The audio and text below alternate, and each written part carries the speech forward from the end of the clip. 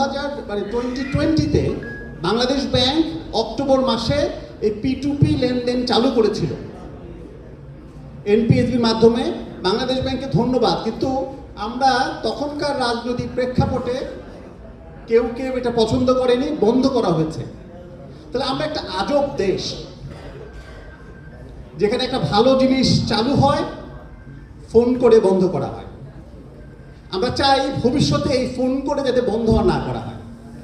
তাহলে আমরা খুব খুশি যে বাংলাদেশ ব্যাংক ঠিক 5 বছর পরে আবার নভেম্বরের 1 তারিখে এই P2P চালু করছে। বাংলাদেশ ব্যাংকের জন্য একটা তালি দেয়। আচ্ছা, তাহলে আমরা কোথায় আছি? আমরা শুরুতে, ভারতে যেটা 16 সালে হয়েছে, আমরা এখন সেই জায়গায় আছি। আমরা আরো কয়েকটা জায়গায় একটু বলবো যে আমরা যে খুব ভালো অবস্থানে আছি তা কিন্তু না। যেমন ধরি, ভারতে এটা যে কোনো অ্যাকাউন্ট থেকে যে কোনো অ্যাকাউন্টে টাকা পাঠাতে কোনো খরচ লাগে না, পাকিস্তানে কোনো খরচ লাগে না। কিন্তু বাংলাদেশে আমাদেরকে কিন্তু একটা সিগনিফিকেন্ট চার্জ দিতে হবে। বাংলাদেশের প্রেক্ষাপটে আমরা এই চার্জটাকে অ্যাকসেপ্ট করেছি। আমরা এই যাত্রাটা শুরু করি।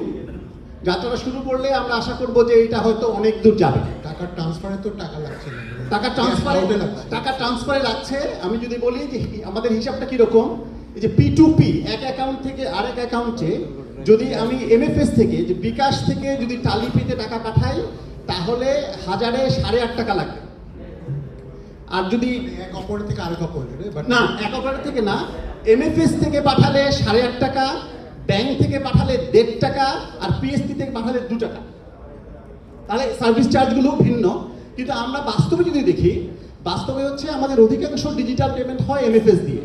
আমাদের 9 কোটির বেশি অ্যাক্টিভ MFS ওয়ালেট আছে। সুতরাং ওইটাই আমাদের প্রধান ডিজিটাল।